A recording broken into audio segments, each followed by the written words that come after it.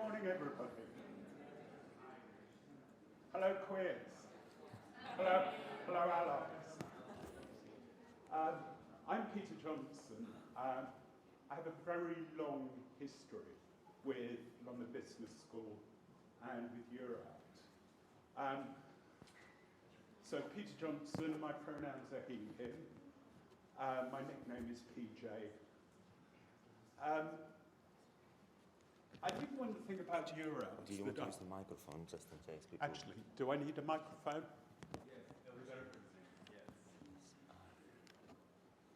I'm so used to speaking without microphone. Actually, that is a bit better, isn't it? I think I watched a lot of EUROUT yesterday online and was really impressed as ever by the quality of the speakers. I hope you were too. One thing that really struck me is that with EUROUT, like any LGBT conference you go to, a huge amount of it is about us sharing coming out stories. And they're absolutely integral to how we lived our shared experience. So I'm going to very briefly share mine. I was brought up in a small town in the north of England called Cockermouth.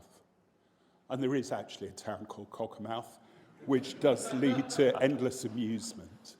And really I did, and this is in the mid-70s, so definitely a time when, a very, very different time from your experience, I'm sure, or certainly most of you who've grown up in the developed world. A time when there really were few or no positive images to identify with, not in pop music, politics, entertainment generally, and very, very many negative ones. So when I went to university, I went to the School of Oriental and African Studies. I was immediately struck that at the Freshers' Fair, there was an identical gay sock.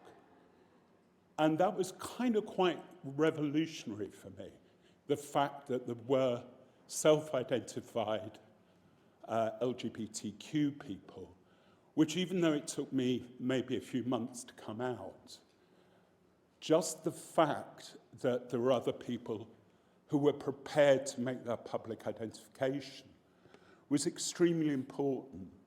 And that's one thing I would share with all of you, is don't underestimate how important it is in wherever you are at work, in your studies, etc. Even if it's only with a small group of people, the act of being out is something that massively supports other people's journeys. So I won't go into my lengthy life story. We'd be here all day. I joined LBS 33 years ago and retired in September this year. During that time, I was one of the people who set up the original LGBTQ network at LBS. And that was 26 years ago. And that was in the Yard Bar in Soho, which is still there. We do visit again there occasionally just to remember back those 26 years. And it's been a real privilege to watch the journey of that group as it's been through various incarnations, finally ending up as out in business, to which we've recently added the prouder LBS network, which is staff and allies. Faculty is starting to organise, and we've recently, the alumni are starting to form a kind of comparison group. And over that time, it's great to see how what started off essentially as a social network has become a much more activist network. And I think the real indicator of that is launching EUROUT. And I think EUROUT, if I'm correct, is now 10 years, or this is the 10th iteration. I remember the first one was maybe 40 of us, just on a Friday evening in Kettner's in Soho, a couple of speakers and a really good dinner. Obviously, EUROUT has grown exponentially since then. And it's just great to see that, to see the kind of impact it can have. As I say, I worked in the school administration here, and if anybody works on the admin side and wants to talk about how you can support student activism, or even to talk about setting up a group if you haven't been able to so far, definitely kind of catch me sometime today. But I think one thing I learned, the most important thing is obviously really engaging the group of people who are most actively involved, but massively the power of allies. Getting senior support has been really, really critical. So I want to round up by saying a huge thank you to Out in Business, to Julia, Cam and their team for another excellent EUROUT conference. I'd like to thank my fellow members of the EUROUT board, and also to shout out to LBS, because I think the support that the school has directly given the conference this year has been absolutely outstanding. So with that, I'll hand over to Pavlos. Thank you, PJ, and thank you, PJ, so much for all your contributions over the years. So a big round of applause for PJ.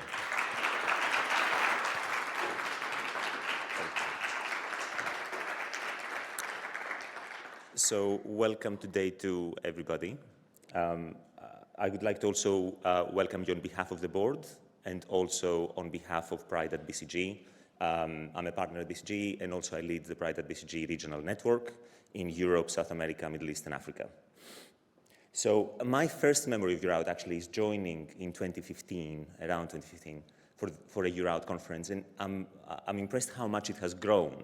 So at the time, the conference was in a small auditorium in the main building, without windows, much smaller audience and handful of people. So I'm so thrilled to see it flourish and grow and become this huge event with global reach. So well done to the organizers for taking it to new heights over the years. So big round of applause for Out in Business Club.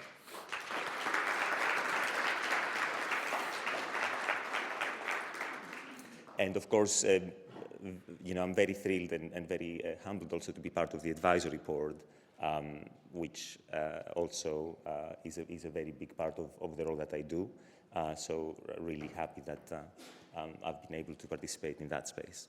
So what I'd like to do is also give you some takeaways from yesterday. So take a few minutes to reflect on what's been said and prepare ourselves for day 2 of the conference.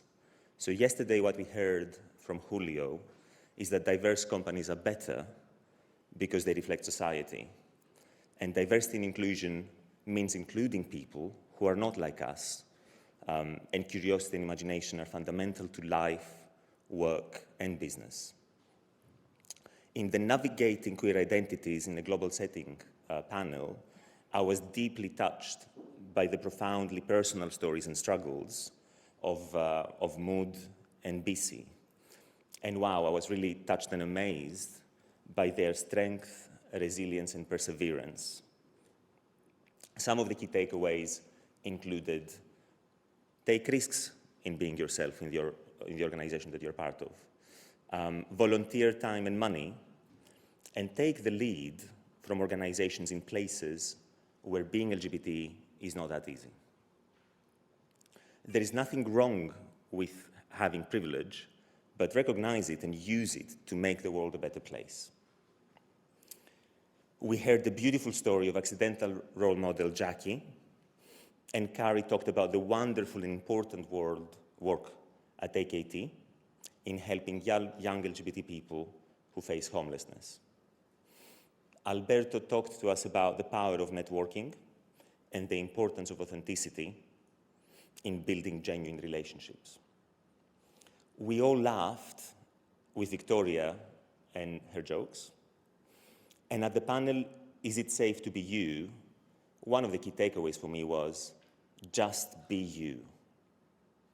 But it can be quite difficult to be authentic, depending on the context. It's hard to do. However, enjoy the ride. Educate yourself and be kind to yourself and others. At the conversation between queer founders and investors, we heard about fundraising and the importance of relationships and community within the broad spectrum of LGBTQ identities. So these are some of the key takeaways, and I'm really thrilled to welcome you all to Day 2. Without further ado, I'll hand over the microphone to Julia, who's going to introduce the next speaker. So thank you very much for having me, and thank you, PJ.